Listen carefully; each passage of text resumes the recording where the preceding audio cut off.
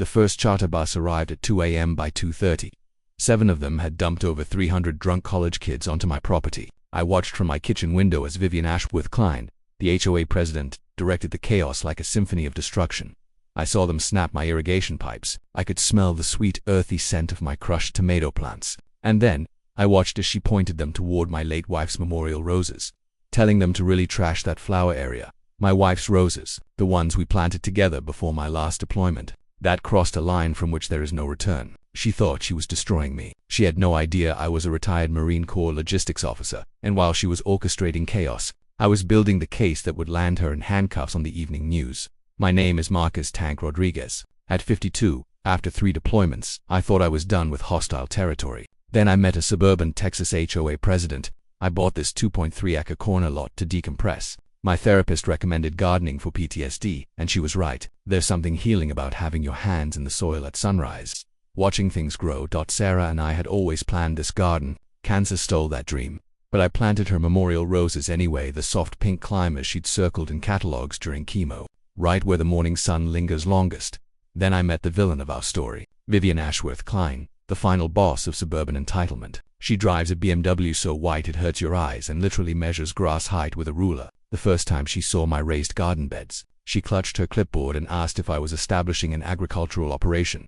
Lady, I wanted to say, I'm planting cherry tomatoes, not running a cattle ranch. 3 days later, I got a certified letter, a $75 fine for non-decorative plant species. She'll fine me for tomatoes. I went to the courthouse and pulled the records. My lot was grandfathered in. Her restrictions didn't apply. I responded professionally, with documentation. I thought it was over. It was just the beginning. Vivian doubled down. She sent 14 separate violation notices in a single day, totaling $1,100 in bogus fines. She was threatening to put a lien on my house over vegetables. Game on, princess. Time to show a suburban dictator what 20 years of Marine Corps logistics training looks like. First rule of warfare: know your enemy's weaknesses. Public records are a goldmine. I discovered Princess Vivian had built her own deck without the same approval she demanded for my garden beds. Her husband was running a business from their home, a direct zoning violation, and her prized decorative pond extended 3 feet onto common HOA property. The irony was sweeter than my homegrown strawberries. I filed formal complaints against her, using her own pompous language, and requested an emergency board meeting to address her pattern of covenant violations. She had to preside over her own disciplinary hearing. She walked into that meeting expecting to finalize my execution. She left after committing career suicide. When I presented my evidence, she panicked and exploded. He doesn't belong here, she shrieked. This is a respectable neighborhood, not some military housing project. His kind brings down property values. The mask had finally slipped. Everyone in that room heard her true feelings about veterans. The board was discussing her resignation before she even fled the room. Cornered animals do stupid things. She found a loophole in the HOA bylaws allowing community events on utility easements. The easement ran right along my back fence line and straight through Sarah's rose garden. My Marine buddy, now a lawyer, called me with a warning. She's planning something. Tank 7 buses. She was going to flood my property with people. Let her, he advised. If you stop her, it's a dispute. If you let her commit, it's a crime. Document everything. So I prepared for war. We set up cameras, audio recorders, and a neighborhood watch. I had property surveys, legal paperwork, and the sheriff's department on standby. Vivian thought she was planning a party. I was preparing a kill box of evidence. She handed out flyers for a community appreciation gathering, positioning my upcoming humiliation as my own event. She hired party promoters who specialized in revenge entertainment, paying them per busload of college kids they could deliver.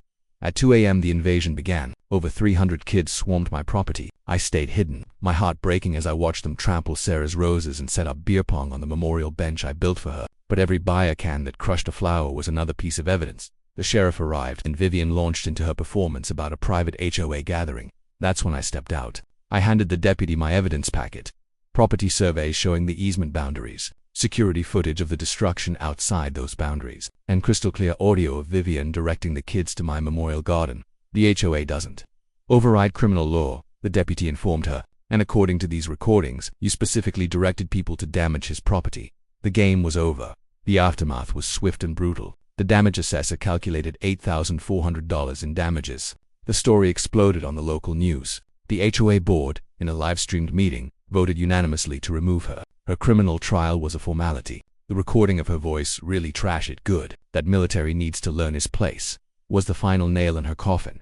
She got probation, community service, and full restitution. paid from her personal assets after her insurance denied the claim. Her house sold at a massive loss. But the real justice came from watching my community heal. Neighbors helped me rebuild the garden, more beautiful than ever. We added a plaque dedicating it to all military spouses. The scholarship I started in Sarah's name, funded by Vivian's settlement, now helps military families. Vivian came here to teach me about community standards.